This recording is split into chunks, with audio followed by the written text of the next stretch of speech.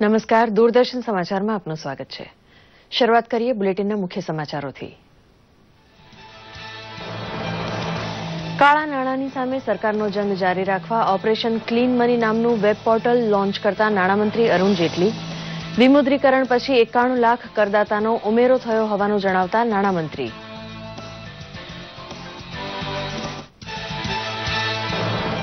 ભૂતપૂર્વ નાણામંત્રી પી ચિદમ્બરમ અને તેમના પુત્ર કાર્તિના આવાસ સહિત 16 જગ્યાએ સીબીઆઈના દરોડા. દિલ્હી, મુંબઈ, ચેન્નાઈમાં ઊંડી ચકાસણી. આઈએનએક્સ મીડિયાને આપવામાં આવેલી જમીન મંજૂરીના મુદ્દે કાર્યવાહી શરૂ.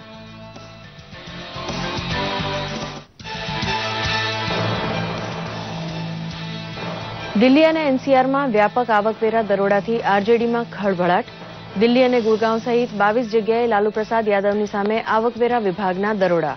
પુત્રી મીસા ભારતી અને જમાઈ શૈલેષ કુમાર પણ સકંજામાં. દરોડાની કામગીરી બાદ લાલુ પ્રસાદ આક્રમક મૂડમાં. ગરીબ અને સામાન્ય માનવીના જીવનને બદલવામાં પ્રધાનમંત્રી મુદ્રા યોજનાની ચાવીરૂપ ભૂમિકા. હુનર હોય તો બેંકમાંથી સરળ લોન લઈ સ્વમાનભેર જીવવાનો અવસર આપે છે આ યોજના. ગુજરાતમાં મુદ્રા યોજનાને મળી રહ્યો છે વ્યાપક આવકાર.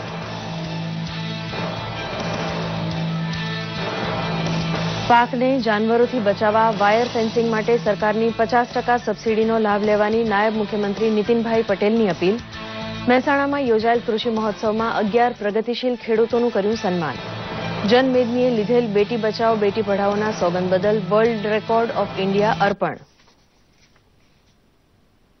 સમાચાર વિગતવાર. નાણામંત્રી અરુણ જેટલીએ જણાવ્યું છે કે ગેરકાયદે કાળું નાણું જમા કરનારે જવાબ આપવો પડશે. કાળા નાણાં સામે સરકારનો જંગ જારી છે. ઓપરેશન ક્લીન મની હેઠળ કાળા નાણાં સામેનો જંગ જારી રાખતા એક વેબ પોર્ટલ લોન્ચ કરતા નાણામંત્રી જેટલીએ જણાવ્યું હતું કે આ વેબ પોર્ટલ વિમુદ્રીકરણ પછીના ડેટા અને માહિતી ઉપલબ્ધ કરાવશે. તેમણે ઉમેર્યું હતું કે વિમુદ્રીકરણ પછી આવકવેરાએ લીધેલા પગલાંને કારણે ટેક્સનેટમાં વધુ 91 લાખ કરદાતાનો ઉમેરો થયો હતો. નાણામંત્રીએ જણાવ્યું હતું કે ઓપરેશન ક્લીન મની અભિયાનના પ્રથમ તબક્કામાં આવકવેરા વિભાગ દ્વારા થયેલી કાર્યવાહીને પગલે ₹16,000 કરોડ જેટલું બિનહિસાબી નાણું પ્રકાશમાં આવ્યું હતું અને ₹900 કરોડ જેટલી મિલકતો જપ્ત થઈ હતી. યુપીએ શાસનકાળમાં નાણામંત્રી જેવા મહત્વના પદ સંભાળી ચૂકેલા કોંગ્રેસના વરિષ્ઠ નેતા પી ચિદમ્બરમ પર કાનૂની સકંજો કસાઈ ચૂક્યો છે. સીબીઆઈએ ચિદમ્બરમ અને તેમના પુત્ર કાર્તિના ચેન્નાઈ સ્થિત નિવાસસ્થાન તેમજ ઓફિસ સહિત દિલ્હી, એનસીઆર અને ચેન્નાઈના 16 સ્થળોએ દરોડા પાડ્યા હતા. યુપીએ શાસનકાળમાં ચિદમ્બરમ પદ ઉપર હતા તે સમયે તેમના પુત્ર કાર્તિની સંપત્તિ એકાએક વધી ગઈ હતી તે મુજબના આક્ષેપ થઈ રહ્યા છે. દરમિયાન પી ચિદમ્બરમે આક્ષેપ કર્યા છે કે સરકાર તેમના પુત્રને નિશાન બનાવવા માટે સીબીઆઈ અને અન્ય એજન્સીનો ઉપયોગ કરી રહી છે. જોકે કાર્તિ ચિદમ્બરમ અગાઉ પણ વિવાદોમાં રહી ચૂક્યા છે. એરસેલ મેક્સિસ ડીલમાં તેઓ મની લોન્ડરિંગના આરોપોનો સામનો કરી ચૂક્યા છે. રાષ્ટ્રીય જનતા દળના વડા લાલુ પ્રસાદ યાદવ સામે બેનામી સંપત્તિના કેસમાં સકંજો કસાયો છે. આવકવેરા વિભાગની ટીમોએ દિલ્હી અને ગુરુગ્રામ થઈને 22 જેટલા સ્થળોએ દરોડા પાડ્યા છે. લાલુ પ્રસાદના પરિવાર પર ₹1,000 કરોડની બેનામી સંપત્તિને લગતા જમીન સોદા અંગે આવકવેરા વિભાગે આ કાર્યવાહી હાથ ધરી છે. લાલુ પ્રસાદ અને તેમના પરિવારના પુત્રી તથા જમાઈ મીસા ભારતી અને શૈલેષ કુમાર સામે ગેરકાયદે કંપનીઓ ઊભી કરીને તેના દ્વારા અઢળક સંપત્તિ ખરીદવાનો આરોપ છે.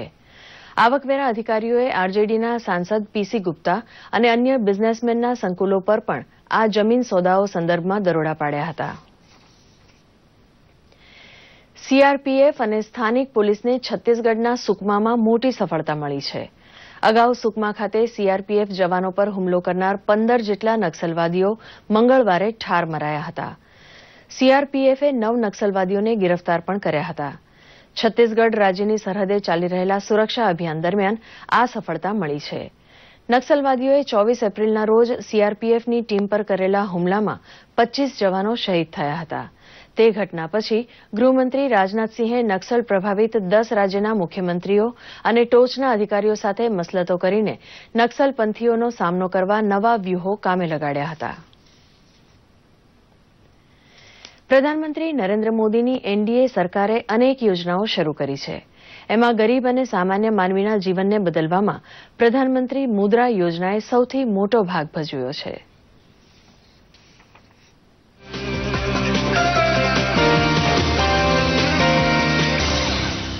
આ છે સાબરકાંઠા જિલ્લાનું પુંસરી ગામ. આમ તો આ ગામ દેશના સૌપ્રથમ ડિજિટલ ગામ તરીકે જાણીતું છે, પરંતુ ગામના લોકોએ પ્રધાનમંત્રી મુદ્રા યોજનાનો લાભ લેવામાં પણ પાછી પાની નથી કરી. કમળાબહેન કાબરા વર્ષોથી વાસણ વેચવાનો ધંધો કરતા હતા. મુદ્રા યોજના હેઠળ 50,000ની લોન લઈને હવે આર્થિક રીતે તેઓ સદ્ધર બન્યા છે.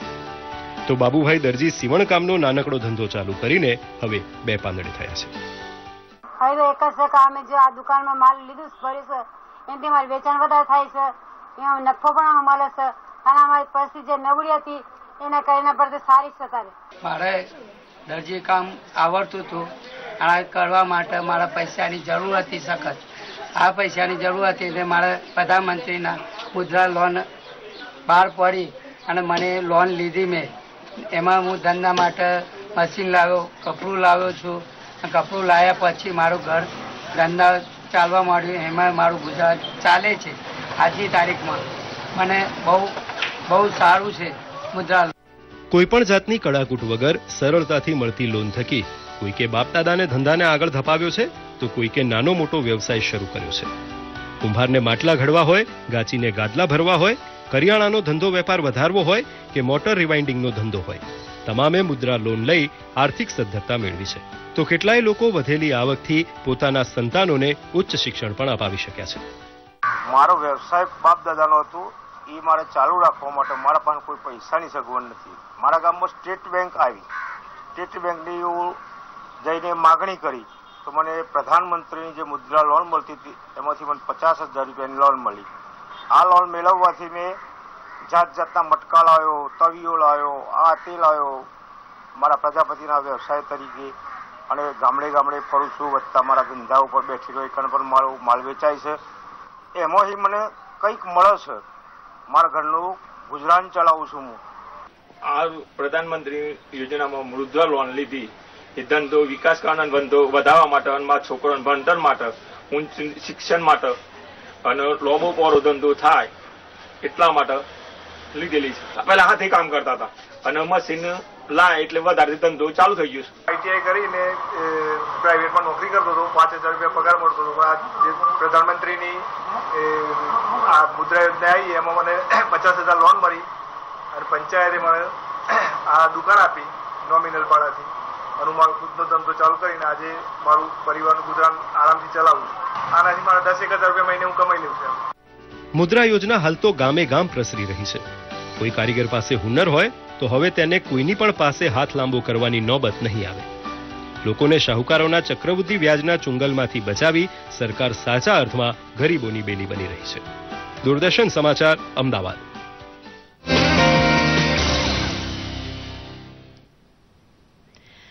નાયબ મુખ્યમંત્રી નીતિનભાઈ પટેલે મહેસાણા અને ગાંધીનગર જિલ્લા વહીવટીતંત્ર દ્વારા યોજાયેલા સંયુક્ત કૃષિ મહોત્સવનો આરંભ કરાવ્યો હતો. આ પ્રસંગે નાયબ મુખ્યમંત્રીએ જણાવ્યું હતું કે ખેડૂતોને વાજબી દરે વીજળી અને સિંચાઈ જળ મળતું થતાં ખેડૂતોની આવકમાં નોંધપાત્ર વૃદ્ધિ થઈ છે. મેળામાં ઉપસ્થિત વિશાળ જનમેદની દ્વારા બેટી બચાવો બેટી પઢાઓ સંકલ્પ લેવા બદલ મહેસાણા જિલ્લા વહીવટીતંત્રને વર્લ્ડ રેકોર્ડ ઓફ ઇન્ડિયા એનાયત કરવામાં આવ્યો હતો. કૃષિ મેળામાં 11 સ્થાનિક પ્રગતિશીલ ખેડૂતોને આત્મા ફાર્મ્સ એવોર્ડ પણ એનાયત થયા હતા. પાકને જાનવરોથી બચાવવા તારની વાડ બનાવવા પાછળ થતા ખર્ચમાં સરકાર 50% સબસીડી આપે છે. ઊંઝા તાલુકાના ખેડૂતોને ઊંઝા એપીએમસી આ હેતુસર વધારાની 40% સબસીડી આપે છે, તેની તેમણે પ્રશંસા કરી હતી. કૃષિ રાજ્યમંત્રી વલ્લભભાઈ વઘાસિયા, મહિલા અને બાળ કલ્યાણ રાજ્યમંત્રી નિર્મળાબેન વાધવાણી સહિતના અગ્રણીઓ કૃષિ મેળામાં ઉપસ્થિત રહ્યા હતા. ગુજરાતના સંખ્યાબંધ જિલ્લાઓની વિવિધ સરકારી કચેરીઓના કમ્પ્યુટર્સ રેન્સમ વાયરસનો ભોગ બન્યા હતા. તો સુરત જિલ્લાની બારડોલી તાલુકાની પ્રાંત કચેરીના 9 જેટલા કમ્પ્યુટર્સ વાયરસની ઝપટમાં આવી જતા સ્ટોરેજ ડેટા ડિલીટ થયા હતા. મામલતદાર કચેરીમાં કમ્પ્યુટર્સ શરૂ કરતા જ વાયરસે કમ્પ્યુટર્સ ખોરવી નાખ્યા હતા. હાલ કમ્પ્યુટર્સ ફોર્મેટ કરીને એન્ટીવાયરસ નાખવા તંત્ર કામે લાગી ગયું છે. બારડોલી ડિવિઝન આરટીઓ ઓફિસમાં પણ સાવધાનીના પગલાંરૂપે કમ્પ્યુટર્સ બંધ રાખવામાં આવ્યા છે. આરટીઓ કચેરીમાં પણ કમ્પ્યુટર્સ સંબંધિત તમામ કામગીરી ઠપ છે. રાબેતા મુજબની કામગીરી શરૂ થતાં 2-3 દિવસ લાગી શકે છે. રેન્સમવેર વાયરસના હુમલાની જે અત્યારે અસર છે એના તકેદારીના ભાગરૂપે COT કચેરીમાંથી અમને માઇક્રોસોફ્ટ પેચની અમલવારી કરવા તથા દરેક કોમ્પ્યુટર સિસ્ટમમાં એન્ટીવાયરસ ઇન્સ્ટોલ કરવા માટે સૂચના મળેલ છે અને જેના ભાગરૂપે એન્ટીવાયરસ ઇન્સ્ટોલ કરવાની કામગીરી હાલ શરૂ છે. મામલતદાર કચેરીમાં કુલ 21 કોમ્પ્યુટર છે, તેમાં સાયબર એટેકને 9 કોમ્પ્યુટરને અસર થઈ છે, બાકીના અસર થઈ નથી. જે અસર થઈ છે તેની અત્યારે ફોર્મેટ મારવાની કાર્યવાહી ચાલુ છે. રાજ્યભરમાં છેલ્લા 15 દિવસથી બપોરના સમયે આકાશ આગ ઓકતું હોવાથી તાપમાનનો પારો ઉત્તરોત્તર ઊંચો જઈ રહ્યો છે. લોકો અનિવાર્ય સંજોગો વિના બપોરે બહાર જવાનું ટાળી રહ્યા છે. તે દરમિયાન અમદાવાદ સહિત ગુજરાતભરમાં લૂ લાગવાના અને બહારના અશુદ્ધ બરફ કે પીણા પીવાથી થતા પાણીજન્ય રોગોમાં પણ વધારો થઈ રહ્યો છે. છાતી અને પેટનો દુખાવો અને BP વધવાના કેસોનું પ્રમાણ પણ વધ્યું છે. છેલ્લા 15 દિવસમાં અમદાવાદમાં કાળઝાળ ગરમી એક વ્યક્તિનો ભોગ લઈ ચૂકી છે તો 518 લોકો મૂર્છિત થયા છે. શહેરમાં 15 દિવસમાં 2368 લોકો લૂ લાગવાથી બીમાર પડ્યા હતા. પાણીજન્ય રોગોના કિસ્સામાં પણ વધારો નોંધાયો છે. VS હોસ્પિટલમાં પાણીજન્ય રોગોના 182 કેસીસ નોંધાયા હતા તો 15 દિવસમાં જ 110 કેસ નોંધાયા છે. ગરમીથી બચવા અનિવાર્ય કારણસર ઘરની બહાર નીકળવાનું ટાળવા અને ખૂબ જ પ્રમાણમાં પાણી, જ્યુસ વગેરે લેવાની તબીબો સલાહ આપી રહ્યા છે. કપડાં પહેરવા જોઈએ, વધુ પ્રમાણમાં પાણી લેવું જોઈએ. જે બરફ કે બહારનું પાણી કે જે અશુદ્ધ પાણી છે એમાંથી બનેલા શરબત કે એનો ઉપયોગ કરવામાં આવે તો પાણીજન્ય રોગોનું પ્રમાણ વધતું જોવા મળે છે. બપોરે નીકળ્યા છે તો હેલ્મેટ અને મોઢા પર રૂમાલ બાંધી જ રાખવો પડે છે, કેમ કે ગરમી એટલી બધી લાગે છે ને તો સ્કિન બળે છે.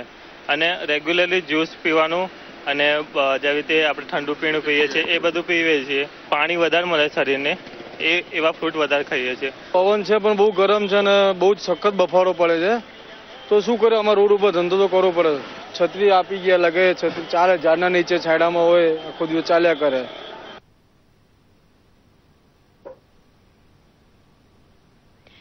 જનસેવા એ જ પ્રભુ સેવાના મંત્રને ચરિતાર્થ કરી સમાજ સેવાનો યજ્ઞ પ્રજ્વલિત કરનારું નડિયાદનું સંતરામ મંદિર વિશ્વભરમાં જાણીતું છે.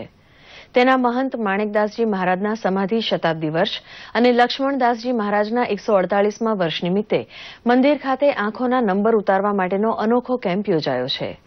આ કેમ્પમાં રાજ્યભરમાંથી દરેક વર્ગના લોકો ભાગ લઈને સારવાર કરાવી રહ્યા છે. નડિયાદના સંતરામ ચિકિત્સાલયમાં હવે 18મી, 22મી અને 25મી મેના રોજ કેમ્પ યોજાશે, જેમાં અનુભવી ડોક્ટરોની ટીમ અતિ આધુનિક ટેકનોલોજીવાળા લેસર મશીનો મારફતે ઓપરેશન કરશે. ઉલ્લેખનીય છે કે આ કેમ્પ અંતર્ગત અત્યાર સુધીમાં 500થી વધુ લાભાર્થીઓએ આંખના નંબર ઉતરાવવાના સફળ ઓપરેશન કરાવ્યા છે. સંતરામ મિત્ર ચિકિત્સાલય દ્વારા આ તમામ પદ્ધતિ દ્વારા થતા ઓપરેશન સામાન્ય વર્ગના માણસો પણ કરાવી શકે તે માટે ખૂબ રાહત રીતેનું આયોજન કરવામાં આવેલું છે અને ખૂબ જ સારા પરિણામો અને ખૂબ જ સારો પ્રતિભાવ મળી રહ્યો છે. સ્ટાન્ડર્ડથી હતા તો ચશ્મા પહેરવાનો પણ કંટાળો આવી ગયો, તો એટલે પછી ચેક કરાયો તો એમણે કીધું કે આ બરાબર છે, એટલે થઈ શકે છે ઓપરેશન સારી રીતે. તો કાલે જ મારું ઓપરેશન થયું, હવે આજે મને એકદમ ક્લિયર મળી ગયું છે. મારી બહેનોના લગ્નમાં વધારે નંબર આડરૂપ થતા હતા, એમને માટે ફ્રી કેમ્પ કરતા હતા, પરંતુ અત્યારે પરમ પૂજ્ય રામદાસજી મહારાજે આ વ્યવસ્થા નેત્ર ચિકિત્સાલયમાં ઊભી કરી છે અને ખૂબ ઓછા દરે એની સેવા શરૂ કરેલી છે. પરંતુ આ પંચમ મહંત માણેકદાસજી મહારાજ અને લક્ષ્મણદાસજી મહારાજની નિર્વાણ સમાધિ શતાબ્દી મહોત્સવ નિમિત્તે ખાસ રાહત દરે આ સેવા ભાઈઓ અને બહેનો બંને માટે લગભગ 1 મહિના સુધી રાખવામાં આવેલી છે. આ સાથે સવારનું સમાચાર બુલેટિન સમાપ્ત થયું. નમસ્કાર.